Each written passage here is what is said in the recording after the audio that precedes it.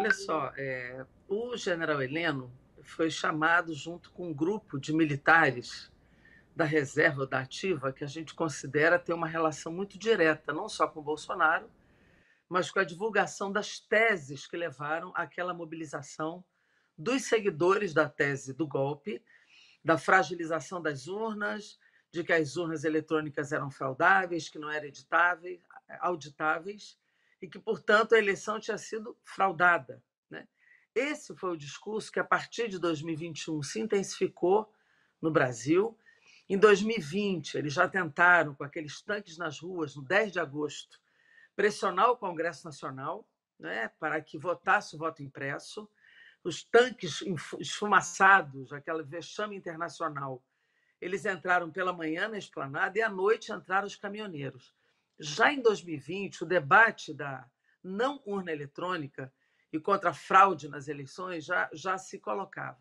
Em 2021, nós lembramos, tem o 7 de setembro, depois tem o 7 de setembro de 22, tem em julho de 2022, aquela reunião com os embaixadores que levou à inelegibilidade de Bolsonaro, tudo no mesmo eixo. O 8 de janeiro ele é a explosão mais aguda do que se acumulou na tentativa de ter uma GLO, para ter uma intervenção militar golpista, que era a esperança deles. A bomba no aeroporto, a confusão na diplomação do Lula, ou seja, isso tudo era um processo de acumulação de caos para pedir uma intervenção militar. O general Heleno participou de todas essas etapas, sem exceção.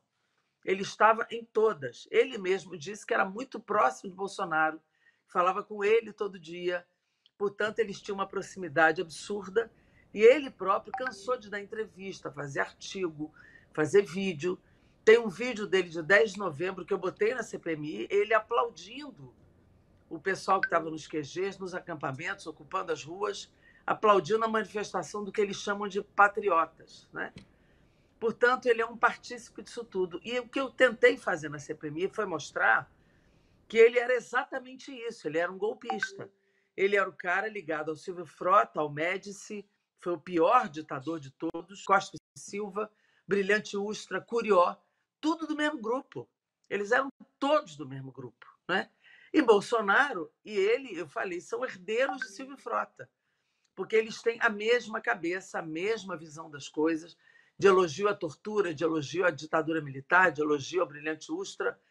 Portanto, eles fazem parte disso e não podiam ser descolados do processo golpista que teve agora. Bolsonaro no comando maior e ele alimentando e ajudando a formular o processo. Então, nós tentamos mostrar isto. E a irritabilidade dele tem a ver com a arrogância, com o autoritarismo, de ser um cara bruto. Por isso ele se destemperou com a relatora daquela forma, né? Porque ela disse que ele tinha mudado de opinião sobre a fraude nas eleições e ele começou a xingar. E ele reagiu mal a vários inquiridores dentro da CPMI. Então, ele é isto, um homem autoritário, arrogante, bruto, tosco, grosseiro, né? E ele próprio não consegue esconder isso na forma como ele se comporta dentro da própria CPMI. Ameaçou a Duda Sulabert de processo, de prisão. Ele acha que estava no quartel. Foi o que ela disse para ele. O senhor não está no quartel. O senhor está no parlamento brasileiro. Mas essa é a marca dessa turma que tentou violar profundamente a democracia no Brasil depois da redemocratização, com essa atipia histórica que foi o governo de Bolsonaro. E, deputada, o que de fato a gente viu é que em vários momentos durante o depoimento ele mentiu. E existe um protocolo que, no caso de se entender que um depoente mente naquele momento, ele pode sair até preso daquela sessão. E aí eu gostaria de escutá-la quanto à postura de Arthur Maia, que é presidente da comissão, que não tomou nenhuma medida nesse sentido, já que ficou claro que Augusto Heleno mentiu por diversas vezes durante seu depoimento. Não tem dúvida, ele mentiu diversas vezes, mentiu todo momento que negou. Quando ele negou o vídeo, eu botei o vídeo. Quando ele negou a presença na reunião de militares e do Mauro Cid, foi mostrada a foto.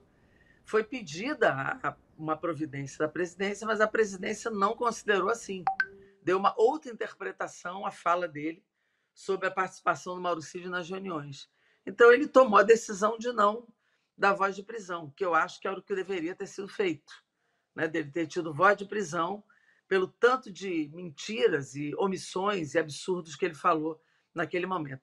Ficar calado para não se incriminar, ele poderia, mas ao falar, ele não pode mentir, até porque ele estava na condição de testemunha, não era uma condição nem de investigado. Então, na minha opinião, a atitude deveria ter sido a de voz de prisão mesmo.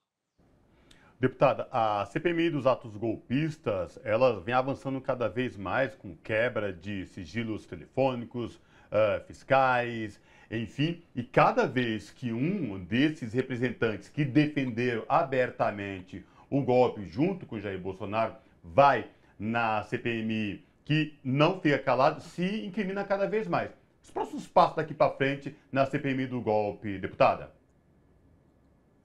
Olha, nós gostaríamos de mais uma sessão deliberativa para aprovar o requerimento do Almirante Garnier, né, do Paulo Sérgio Nogueira, o relatório financeiro de Michele Bolsonaro, mais uma quebra de sigilo daquela Combat Armor, que vocês lembram, foi aquela empresa contratada pela PRF, aquela quebra de sigilo diz muita coisa. Nós já temos 2 quebras, mas precisávamos da terceira, né? Só que não há acordo. E o Arthur Maia disse que só fará uma reunião deliberativa se tiver acordo, né? Então, como não há acordo de ambos os lados nas inquirições que nós queremos, é provável que a gente tenha apenas os últimos depoimentos agora, que envolve o Braga Neto, que nós queremos trazer o general Braga Neto, que é importante, foi o candidato a vice de Bolsonaro agora e completamente envolvido nesse processo. O Mauro Cid está aprovado também. Nós precisamos avaliar se no retorno dele ele fala, porque ele está em processo de delação.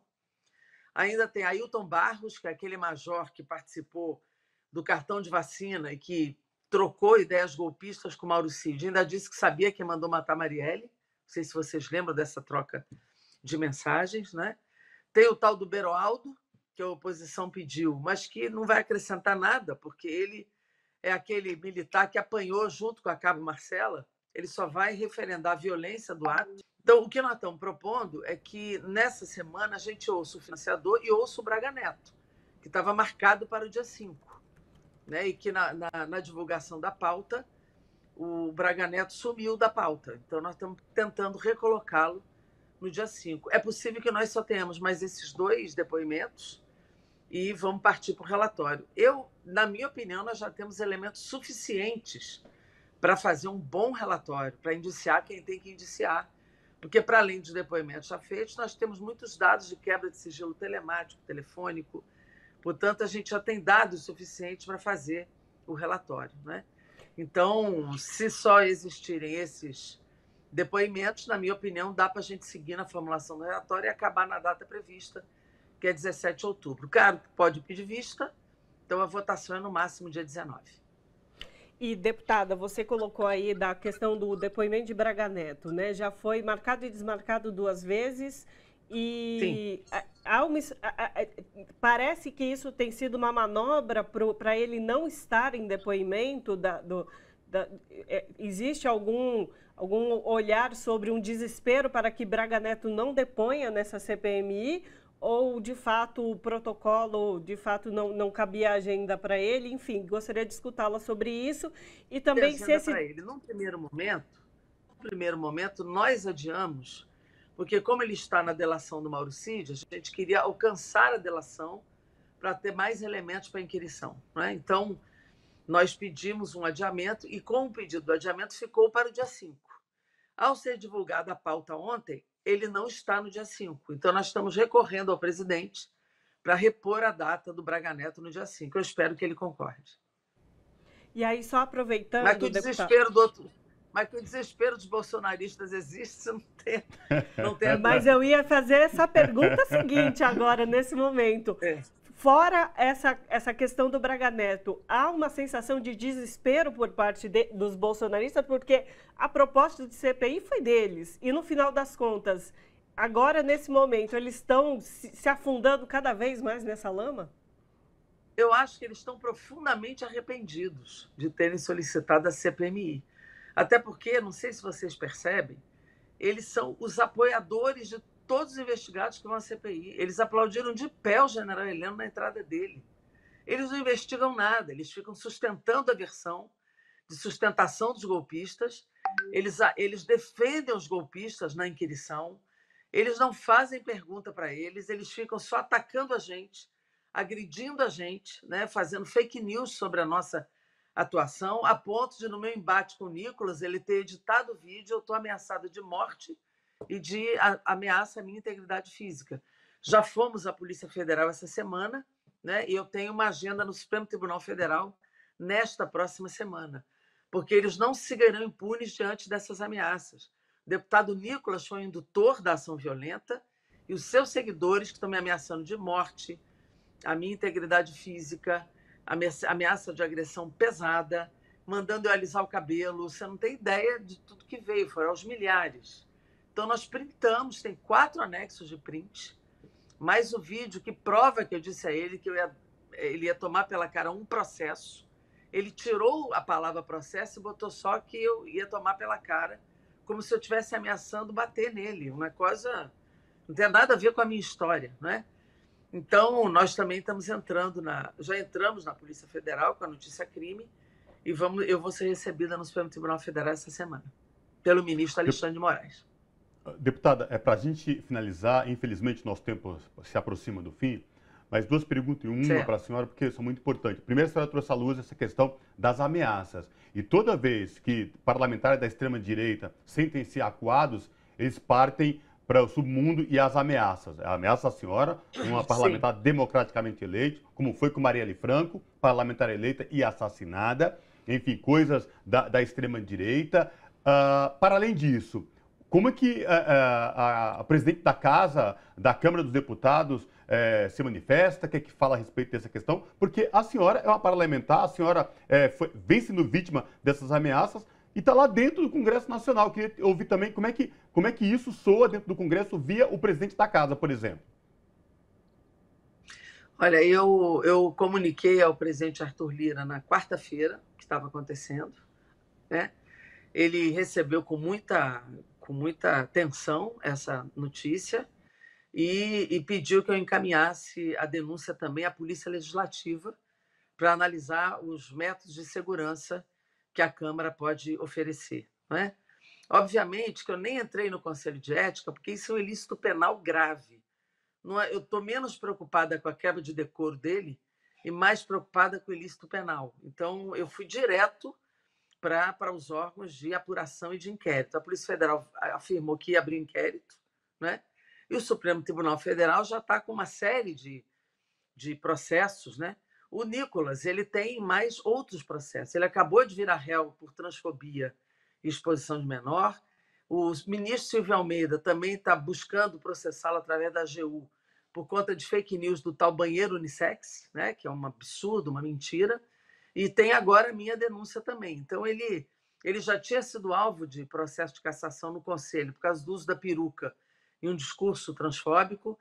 Ele já foi condenado na Câmara de Vereadores de Belo Horizonte, quando lá era vereador. Ou seja, ele está acumulando processos e ações pelo seu comportamento criminoso, desqualificado, de baixo nível, de fake news, de milícia digital, que é o que ele é, né? Falsidade ideológica. Então, eu imagino com esse acúmulo todo de processos que algo, em algum momento, vai ter de responsabilização sobre o comportamento dele e a identificação também dos autores das ameaças, que nós já começamos a fazer, e a Polícia Federal fará também.